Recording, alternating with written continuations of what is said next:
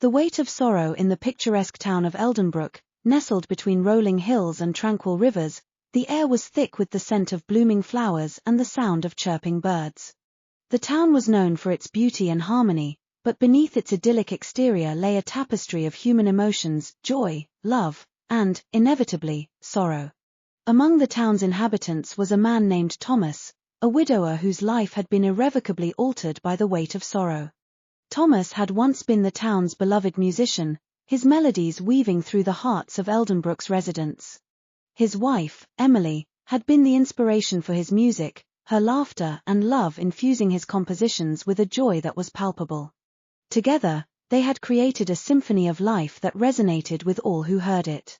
But 3 years ago, Emily had fallen ill. Despite the efforts of the town's best doctors and the prayers of its people, she had passed away, leaving Thomas alone and adrift in a sea of grief. The music that once flowed so freely from his heart was silenced, replaced by a profound sense of loss. Thomas withdrew from the world, his once vibrant eyes now clouded with sorrow. Eldenbrook's residents watched with heavy hearts as Thomas retreated into the shadows of his home, the melodies that had once filled the air now conspicuously absent. They tried to reach out, offering their support and condolences, but Thomas remained unreachable, lost in his grief. One autumn evening, as the leaves turned shades of gold and crimson, Thomas found himself wandering the town's winding paths, his mind a whirlwind of memories and regrets. He paused by the riverbank where he and Emily had spent so many happy hours, the water's gentle flow a stark contrast to the turmoil within him. As he stood there, lost in thought, he felt a presence beside him. Turning, he saw a young woman with kind eyes and a serene smile. She was a stranger, yet there was something familiar about her. "Hello," she said softly. "My name is Lila. I've recently moved to Eldenbrook." Thomas nodded absently, his thoughts still far away. "I'm Thomas." Lila looked at him with understanding. "I've heard about you.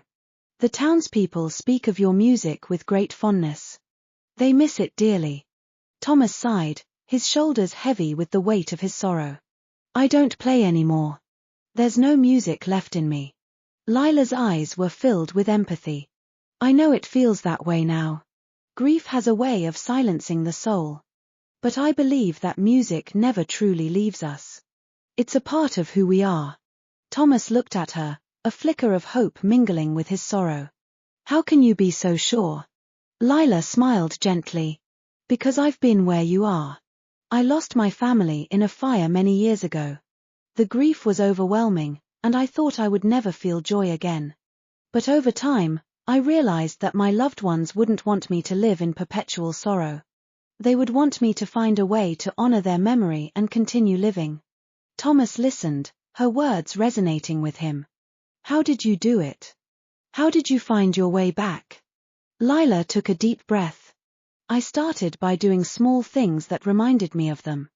I visited places we loved, read their favorite books, and slowly, I began to feel their presence in those moments.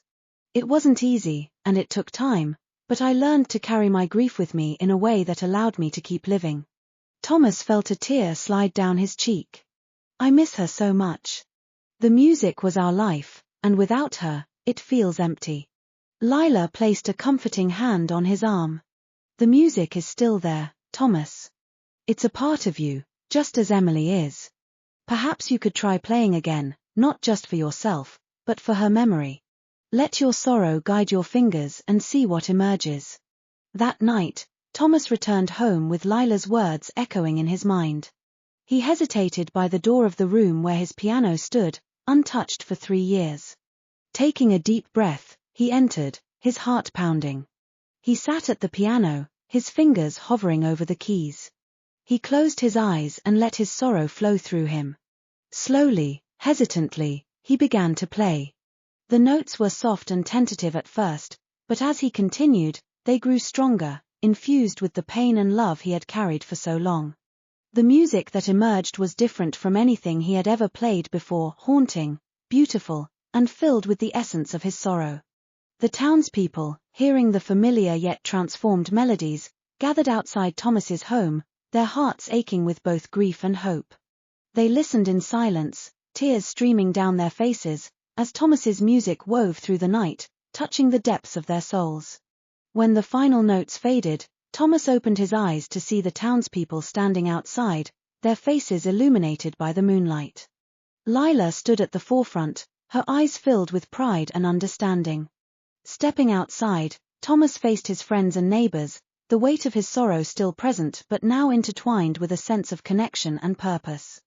"Thank you," he said, his voice trembling. "Thank you for reminding me that even in the depths of sorrow, there is still room for music."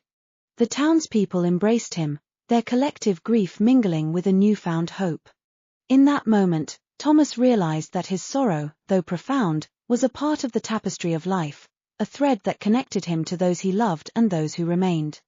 And so, the music returned to Eldenbrook, carrying with it the weight of sorrow and the promise of healing. Thomas's melodies, once silenced by grief, now soared with a new depth and beauty, a testament to the enduring power of love and the resilience of the human spirit.